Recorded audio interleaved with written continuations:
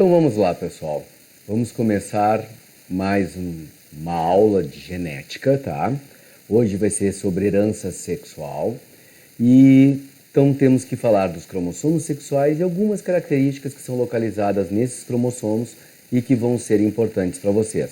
Vamos falar algumas curiosidades, mas eu vou dar mais ênfase naquilo que é importante para vestibular, para Enem, né? Que tu possa ter um aproveitamento melhor e falar de coisas mais conhecidas de vocês também, tá? Então tu tens que saber algumas coisinhas, tá? Vamos começar já com o nosso primeiro slide, que vou mudar de lugar aqui agora, tá? O que tu tens que saber é uma coisa bem básica, que é o seguinte, pessoal. Existe mais de um tipo de cromossomo sexual, mais de um tipo de determinação do sexo. E isso tu tem que saber. O que o cromossomo sexual vai definir para ti? Ele vai definir como vai ser a tua genitália, ou como deveria ser a tua genitália, tá? Que tipo de hormônios tu vais produzir, tá? Tu vai produzir um hormônio importante. Caiu alguma coisa no meu olho. Tá? Importante, certo? Tu vai... E os ciclos que tu vai ter, caracteres secundários masculinos e femininos, de acordo com o que o cromossomo determina, o que os hormônios determinam. Então, basicamente, ele vai definir como será o teu sexo, a tua genitália, e a partir daí as transformações do teu corpo de acordo com isso, tá? Existe um primeiro tipo, que é o tipo protênor, que é X0. Esse tipo X0 é assim, ó, a fêmea é XX e o macho é X0, X nada, tá? Tu imagina que ao invés de ter o Y, não tem nada ali, é X0, tá? Nesse tipo, duas coisas são importantes. Primeiro, quem determina o sexo é o macho, porque o macho ou manda X ou manda nada, em termos de cromossomos sexuais. A fêmea só manda X, como ela tem 2X, ela manda ou um X ou o outro. O macho ou manda o X ou não manda nada, é ele que determina o sexo. A segunda coisa importantíssima aqui, pessoal, importantíssima, é o seguinte, tá? O macho vai ter um cromossomo a menos que a fêmea. Se a fêmea tiver 24 cromossomos, o macho terá 23, porque ele é X0. Ele tem um cromossomo a menos que a fêmea. Tá? No tipo Abrachas, que é comum em aves, pessoal, o protênor, o exemplo era insetos, a maior parte dos insetos, porém não todos. Sempre que o exemplo for peixes e insetos, é sempre alguns, tá? Porque é uma variedade muito grande. Tanto é que no tipo Abrachas, que eu estou começando a falar para vocês, é aves, eu botei para vocês alguns peixes e alguns insetos, tá? Nesse, a fêmea é ZW e o macho é ZZ. Então, quem determina o sexo do filhote aqui é a fêmea. A fêmea manda ou Z ou W. O macho só manda Z. Certo? Tranquilinho? Então, tu tem a situação diferenciada. Mas macho e fêmea terão o mesmo número de cromossomos sempre. Nesse tipo Abrachas, né? No tipo Fumea, tá lá em cima, por enquanto eu fico aqui, depois eu me mudo, tá? No tipo Fumeia, o que vai acontecer? A fêmea é Z0 e o macho é ZZ. Então, na realidade, esse é uma mistura dos dois tipos anteriores. Tem um cromossomo a menos, que nem no protênor, mas é a fêmea que determina o sexo. A fêmea que é Z0, a fêmea é Z, nada, e o macho é ZZ. Então, aqui a fêmea terá um cromossomo a menos do que o macho. É comum em lepidópteros, para quem não lembra o que é isso, são mariposas e borboletas, tá? E alguns répteis, certo? Tipo Ligeus, que eu vou voltar nele depois, tá? Se escreve Ligaeus, Ligeus, né? A fêmea é XX e o macho é XY, como nós. E é o macho quem determina o sexo. Machos e fêmeas com a mesma quantidade de cromossomos, tá? E tu tens uma outra situação, que essa outra situação é o quê? O haploidismo. É quando o indivíduo haploide ele vai ter um sexo diferente do diploide. O diploide tem um sexo, o haploide tem outro, tá? Que é o caso das abelhas. As abelhas, os machos, provêm da partenogênese do óvulo, ou seja, o espermatozoide não participa no processo da formação do macho. Ele é proveniente tão somente do óvulo. E como o óvulo tem um cromossomo de cada tipo só, ele é um indivíduo haploide, tá? Só que, por haploidismo, nós podemos ter a partenogênese arrenótica, que é essa da abelha e do zangão, né? Que toda vez que o zangão fecundar os óvulos das abelhas, nascem abelhinhas, operário, soldado, rainha. O zangão vem só do óvulo. Então é do tipo arrenótica. Telítoca, quando fêmea forma outra fêmea, que é o caso de muitos indivíduos que são parasitas, como lombrigas e carrapatos. Uma fêmea gera outra fêmea. Até tinha um ditadinho, o termo até não é correto ditado, mas né? Vamos lá. Mas uma frase que era comum as pessoas dizerem assim: ai, ai, ai, o carrapato não tem pai. Tá? Mais correto seria a carrapata não tem pai, né? Na realidade, porque uma fêmea forma outra fêmea. E a deuterópica forma tanto machos quanto fêmeas, que é o caso do pulgão, que é o parasita que mais se reproduz na face da Terra. Ele é recorde, ele faz parte do Guinness, né? Como o animal que mais se reproduz, que ele se reproduz de tudo que é jeito, tipo feitio, e é um parasita de planta, que também tem uma associação ecológica com as abelhas, com as formigas, tá? Com as formiguinhas ali, tá? Ele tem uma relação ecológica com as formigas, tá? Onde as formigas aprisionam ele lá dentro e ele produz uma secreção açucarada para elas se alimentarem. Inclusive aparece no desenho Vida de Inseto, a formiga rainha tinha um cãozinho de estimação que ela chamava de gão, que é para fazer referência a um cão e porque também era o pulgão, né? Então era só o gão, que ele tem associação ecológica, né, com as formigas. Certo, pessoal? Tranquilo? Mas o que é importante saber é que aí pode formar tanto macho quanto fêmea. Bom, aqui, pessoal, nós vamos ter, então, o cromossomo X e Y, que vamos entrar agora na parte humana, que é o que nos interessa mesmo, tá? O cromossomo X e Y, para o homem, a mulher seriam 2X exatamente iguais a esse, tá? XX, o homem X e Y. O que acontece? Nesses dois cromossomos, existe aqui em vermelhinho, tá? Em vermelhinho aqui, tu tens a região homóloga entre X e Y. Os genes que eu tenho aqui também.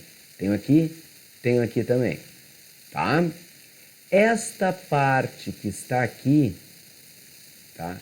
Essa parte que está aqui não tem correspondência em Y. Então essa é chamada de parte não homóloga de X e vai ser a parte da chamada herança ligada ao X ou ligada ao sexo, como a gente diz, tá? Essa parte de Y não tem correspondência em X. Então essa é a região não homóloga de Y, tá aqui, eu botei no slide entre X e Y, pessoal, mas a gente diz que é só de Y, tá? Então botei aqui, ó, herança restrita ao Y, restrita ao sexo também, tá? Só o homem terá os genes que estão aqui. Vão ser chamados de genes holândricos. Ok? Tranquilo? Bom, o que acontece agora aqui? Vou passar o slide para vocês saberem. Que é o seguinte, pessoal.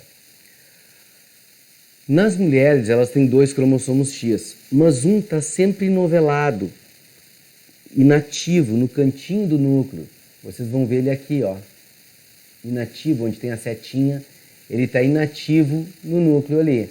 Tá? E esse inativo é o xizinho que está novelado ali. Quando tu pinga corante, ele cora mais do que o restante, ele fica corado separado. Então tu consegue visualizar esse cromossomo X. Tá? Isso por muito tempo foi usado para identificar uma célula feminina, né, de uma célula masculina. Ó, tem corpúsculo de Barr, é célula feminina, não tem, é masculina. Porque o número de corpúsculos de Barr, ou cromatina sexual positiva, é o número de cromossomos X mais 1. X menos 1, tá? É o número de cromossomos X menos 1. Então, se eu tenho 2X, 2 menos 1, 1. A mulher tem 1 corpúsculo de Barr. O homem, 1 menos 1, 0. O homem não tem corpúsculo de Barr. Ah, mas se a mulher tiver 3X, 3 menos 1, 2. Vai ter 2 corpúsculos de Barr. Esse cromossomo fica inativo. Isso vai ser importante para daqui a pouco, quando a gente começar a falar nas características que são ligadas ao sexo, ligadas ao cromossomo X, isso vai ter um nível de importância adequado para nós, tá? Tranquilo com isso aqui? Então vamos passar para o próximo slide.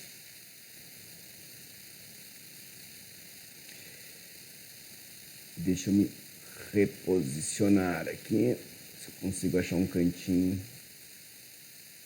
qualquer, mas depois eu me saio daqui de novo. Então, herança ligada ao sexo. Sempre que eu falar ligada ao sexo, tipo herança qual o gene está localizado na parte não homóloga de X. Ou seja, se eu voltar aqui no slide, nessa parte rosinha aqui, tá? É que vai estar o gene.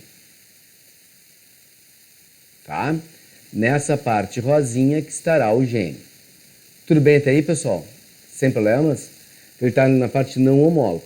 Esse gene poderá ser dominante ou recessivo. Tá? Se for dominante, só o fato dele aparecer já está valendo. Então a mãe pode mandar esse gene para todo mundo que ela der origem. Ela pode dar para as meninas ou para os meninos, porque a mulher manda os 2x, né? Um dos x. Se ela vai mandar os x ali, ela manda tanto para menino quanto para menina. Ok? O homem só vai passar o X para as filhas. O homem só passa o X para as filhas. Isso quer dizer o quê? Que se o homem mandar o X com uma determinada característica e ela for dominante, todas as suas filhas terão essa característica. Então ele vai mandar o X para todas as suas filhas. Aquela característica vai para todas elas. Se o homem tem a característica, está ligado ao X, vai mandar para todas as meninas. Mas os meninos não terão essa característica. Por quê? Porque para os meninos ele manda o Y. Tá? Mas, se o gene for recessivo, a mãe pode mandar para todas as crianças, ela pode mandar tanto para meninos quanto para meninas, mas todos os meninos serão afetados. Por que todos os meninos serão afetados? Por um simples motivo, ele é XY, X vem da mãe. Se vem com aquele genzinho recessivo, o que acontece? Não tem ninguém do outro lado para contrapor ele. Então vai valer ele. Lembram disso, né? Que se... Vou voltar aqui os slides para vocês enxergarem melhor. Ó, se o gen estiver nessa partezinha aqui rosinha, tá? Nessa rosinha, o que vai acontecer? Eu não tenho, tá? Correspondência em Y para essa parte rosinha. Ele está aqui. Eu não tenho correspondência. Então, seja dominante ou recessivo, vai se manifestar na boa. Então, se a mãe passar isso para os filhos já terão essas características, tá? Vou passar o slide aqui agora, voltando para o ponto onde a gente estava. Opa, passei demais. Tá? Isso quer dizer o quê? Que os homens vão ser muito mais afetados que as mulheres para essas características, quando o gene for recessivo localizado no X. Porque a mulher, teoricamente, tem que receber dos dois lados, né? E o homem basta receber da mãe. Tá? Por que eu disse teoricamente? Lembra que nós acabamos de falar do corpúsculo de Barr. Tem sempre um X inativo. Então, se der a situação de o gene dominante estar no cromossomo X inativo, o que vai valer é o cromossomo X que tenha o gene recessivo. Por isso que eu disse, né, em teoria, né? Na teoria, a mulher vai ser mais difícil da mulher ter essas características. Mas pode ter. Vamos passar o slide. E aqui, pessoal, nós temos algumas das situações comuns aqui. Deixa eu me reduzir aqui bastante, tá? Para vocês terem uma ideia. Exemplo, daltonismo, a incapacidade ou a dificuldade de distinguir cores. Tem vários níveis de daltonismo. O que ficou mais conhecido e que levou o nome daltonismo, que foi o teste feito por Dalton, né, era a dificuldade de identificar vermelho e verde, tá? As pessoas dizem popularmente uma coisa equivocada, vou puxar aqui, tá? Que o daltônico troca o vermelho pelo verde. O daltônico não troca o vermelho pelo verde. O daltônico não vê diferença entre o vermelho e o verde, que é o caso mais clássico. E esse foi o mais importante estudar em função do trânsito, né? Porque no trânsito é mais ou menos importante tu saber se a sinaleira está vermelha ou verde, né? Então, o que acontece? E é uma coisa que vocês têm que ter noção, porque a gente não tem essa noção normalmente. Ó, tá aqui. Estão vendo isso aqui? Que cor é essa? Para aqueles que não são daltônicos, vamos dizer que ela é vermelha. E por que tu vai me dizer vermelha? Porque quando tu era menor, mais ou menos do meu tamanho, teu pai, tua mãe, tua avó te mostrava uma canetinha dessa cor e te dizia que essa cor aqui é vermelha. Se tu estivesses enxergando assim, tu diria que a cor é vermelha. Ó, lembrem, esta caneta aqui, estou te mostrando e te dizendo que é vermelha.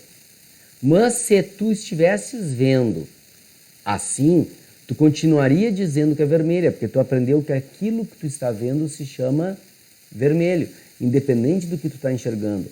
Lembra que a gente aprende por amostragem e não por uma definição específica ali, ó, com tal brilho, com tal coisa, assim, assim, assim, é vermelho. Não, tu aprende que isso que tu está vendo se chama vermelho. Se tu enxergar assim, tu vai continuar dizendo que é vermelho, porque tu está vendo, tu está aprendendo que isso aqui que tu está enxergando se chama vermelho. Qual é o problema do daltônico? Ele olha para essas duas e não vê diferença. Tá? Não vê diferença. Tem muitos casos de daltonismo, muitos, tá? Tem daltônico que não enxerga nenhuma cor, né? O cara acaba não vendo tudo preto, branco, cinza, né? Tu vai ter, que a gente aí já para de usar o termo de daltonismo para descromatopsia, né? Ali. Tem outros que confundem outras cores, não conseguem ver direito o roxo, né?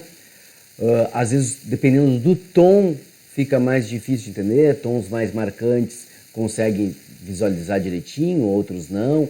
Mistura, tem tipos de indivíduos que têm dificuldade de identificar cores não naturais, ou seja, olha para uma árvore e sabe que a folha é verde, que o passarinho é amarelo, que a flor é vermelha, mas olha para uma blusa e não sabe que cor é, porque isso aqui é mistura de pigmentos. E isso hoje em dia é mais fácil de entender. Quando tu vai numa ferragem lá comprar tinta, tu não compra mais a tinta pronta, né? Eles fazem na hora, eles pegam uma base esbranquiçada lá e eles acertam ali a quantidade de pigmentos, essa mistura de pigmentos produz uma cor para ti. Às vezes é isso que o daltônico não consegue identificar. Aliás, pessoas que têm esse tipo de identificação das cores em função da cera artificial, mistura de pigmentos, eles foram utilizados na Guerra da Coreia para identificar camuflagens, porque o que era natural eles iam de uma cor, o que não era, era de outra. Tá? Então, só para vocês terem uma ideia. Tudo bem, pessoal? Hemofilia. Hemofilia é a grande dificuldade de coagular o sangue, tá?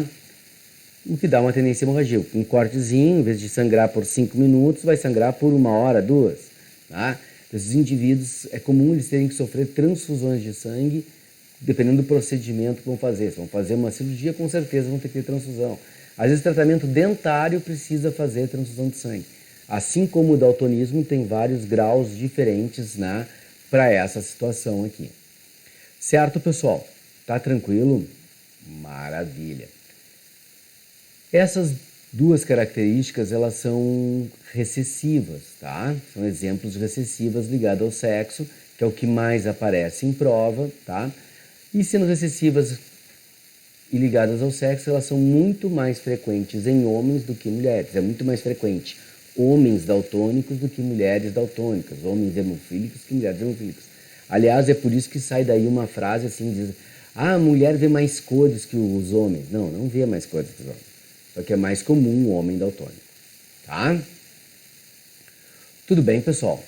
Distrofia muscular de Duchenne. Essa é o seguinte, ela provoca atrofia e degeneração dos músculos. Ela começa a se manifestar no início da infância. que a musculatura vai atrofiando e degenerando, e o indivíduo vai perdendo os movimentos até morrer, porque ele ataca todos os músculos, inclusive o coração, tá? Até o indivíduo morrer.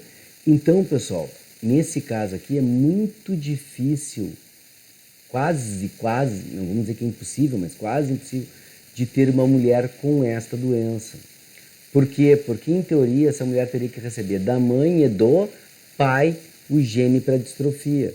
Só que esse pai dela não existe, porque essas pessoas normalmente acabam morrendo na adolescência. Tomem cuidado que existem trocentos tipos de distrofia muscular. Nós estamos falando especificamente da distrofia muscular de Duchenne, tá? Duchenne. Então, dificilmente a mulher vai ter essa distrofia. E vou subir aqui um pouco mais, tá? O que nós temos aqui? A síndrome da insensibilidade androgênica. O que quer dizer isso? Tem lá no cromossomo Y um gene SRY, que é o que diz que tem que produzir a testosterona, e essa testosterona vai agir sobre as células primordiais, tá?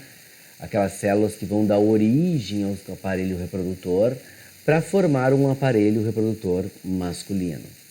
O que acontece? Quem tem esse gene no cromossomo X, tá? Ele simplesmente não consegue identificar a testosterona, os hormônios androgênicos, por isso insensibilidade androgênica, porque andros é macho, os hormônios masculinos, ele não consegue identificar esses hormônios masculinos como sendo masculinos. Então a genitália não se modifica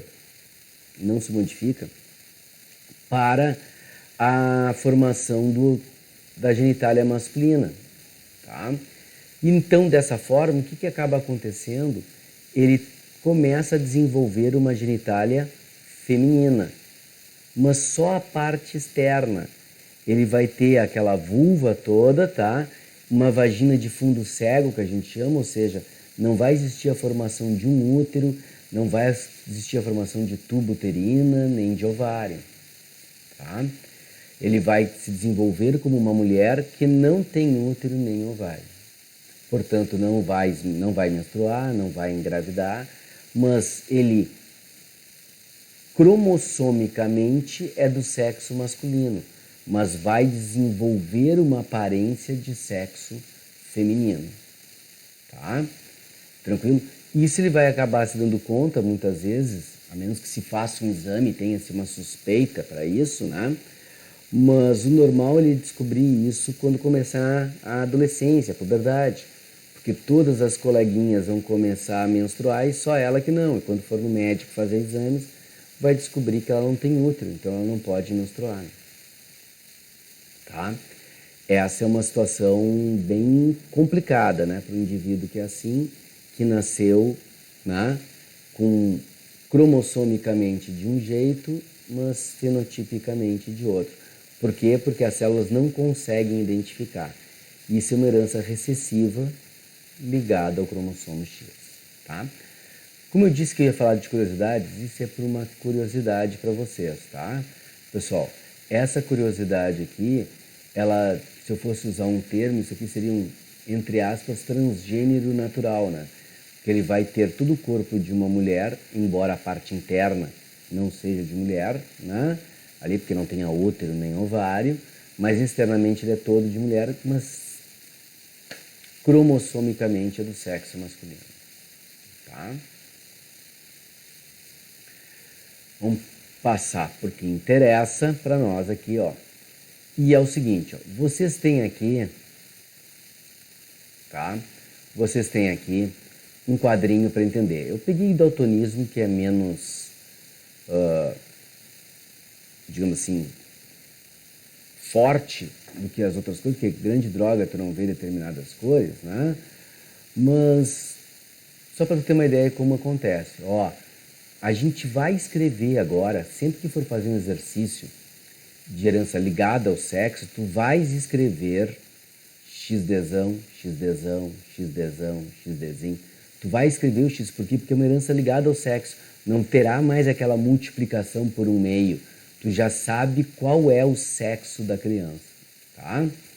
Então, ó, XDzão é a mulher normal, tá? Mulher normal. XDzinho é a mulher normal e portadora. Pessoal, a palavra portadora não se refere a um fenótipo, é um genótipo, é uma informação, é o mesmo que eu dizer para vocês assim, ó, mulher normal e heterozigota, ela é heterozigota, certo? Uma mulher normal e heterozigota. Fechou? Maravilha. Tá? Essa mulher normal e heterozigota, ela poderá mandar para os seus filhos o gene para o daltonismo. A outra mulher normal, não. Mas ela é normal, ela vê as cores normalmente. Tá? Ok? Isso é o básico para entender. Se eu fosse pegar bem dentro do real, poderia acontecer o seguinte, ó, em algumas células a mulher tem o Dzinho funcionando e não o Dzão por causa do corpúsculo de Barr. Ela faria um mosaicismo, então ela teria uma dificuldade com algumas cores ali, alguma coisa mais sutil, né? Mas o normal, que a gente fala para nós, para o vestibular, tudo, é que ela enxerga normalmente. E a mulher seria daltônica se ela fosse XDzinho, XDzinho, tá? O homem ou é normal ou é daltônico. Tranquilo, pessoal? Vamos passar o slide aqui. E aí o que nós vamos ter? Hemofilia. Anomalia que é para coagulação do sangue, vocês já sabem, tá? Tem muito mais homens hemofílicos do que mulheres. E aí vem detalhe. O que eu estou falando para homem aqui, hemofílico aqui vale também para o daltonismo, para a distrofia muscular de Duchenne, para todas as características que nós falamos. Eu botei assim, ó, os homens são hemizigotos. Tá? Olha o nomezinho aqui, hemizigotos. E o que quer dizer esse hemizigoto aqui, pessoal? É que ele tem um gene só, ele não tem os dois, é um gene só. E por isso que a gente escreve no X e no Y, não faz aquela multiplicação por um meio. A gente escreve X e Y, você já sabe quem é macho e quem é fêmea. Tá? Situação idêntica à do daltonismo, só que é outra característica, tá? Vou passar o slide aqui. Aqui, pessoal, vocês têm um exemplo de cruzamento, fiz um quadrinho aí, de um homem normal, XDzão Y, e de uma mulher, XDzão XDzinho. Ó, a mulher, desse cruzamento, nós temos a formação de XDzão XDzinho, XDzão XDzão, XDzão Y, XDzinho Y. Tu tem a formação toda ali. O que acontece aqui? Qual a probabilidade deste casal ter uma filha daltônica? Olha, pessoal, XDzão Y é macho daltônico, homem daltônico. XDzão Y é homem normal. Mulher daltônica não existe nesse quadrinho. Então, qual a chance do casal ter uma criança daltônica? 25%. Um quarto. Por quê? Porque somente esse aqui pode ser daltônico. Qual a probabilidade desse casal ter um menino daltônico? Os mesmos 25%. Porque o único daltônico que tem aqui é esse e é menino. Dentre os meninos, qual a chance de ser daltônico? 50%. Porque tem um menino que é e um que não é. Dentre as meninas, qual é a chance de ser daltônica? 0. Então, se tu não botar o cromossomo X e Y nesse processo, o que vai acontecer? Tu nunca vai saber quando é homem e quando é mulher. Tu vai chegar num quarto e aí tu vai multiplicar por meio, vai dar aqui 1/8 de menino daltônico e 1/8 menina daltônica, quando é 1/4 menino daltônico e 0 menina daltônica. Este casal não poderá ter meninas daltônicas, tá? Então é muito importante vocês escreverem esse X e esse Y, tá? Certo, pessoal? Maravilha, maravilha. Vamos para o próximo slide. Herança restrita ao sexo. Herança restrita ao sexo é quando está no cromossomo Y, a parte não homóloga de Y. Aí os genes serão chamados de holandricos, totalmente masculinos. Só dá em homem. Zigodactilia, dedos dos pés e mãos grudados, principalmente dedos dos pés grudados, tá? Dedos dos pés grudados, certo?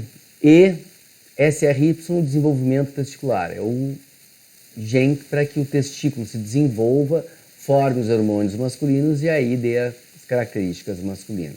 Isso só vai ter no homem, então a mulher não tem um gene para desenvolver os testículos, só tem no homem, só quem tem cromossomo Y. Ok, tranquilo? Maravilha. E aí nesse caso é o que, pessoal? Ó, se o pai tem os dedos do pé grudado, o menino, o filho dele, vai ter. O neto, o filho do filho dele, terá. O bisneto terá. Todos os homens da família terão os dedos dos pés grudados. Tá? Não precisa ser todos, pode ser 2 ou 3 só.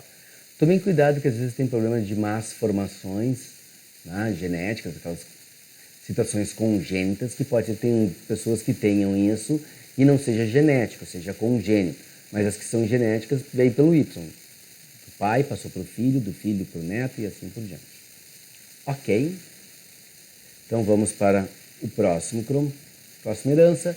Herança influenciada pelo sexo. A influenciada pelo sexo, o gene não precisa estar localizado no cromossomo X e Y, mas o sexo da pessoa, ou seja, os hormônios da pessoa, vão alterar a manifestação desse gene. Tá? Então, só para ter uma ideia, calvície é um exemplo. Calvície é determinada por um gene dominante. Dominante. Então, o homem cesão é calvo e uma mulher cesão também é calva.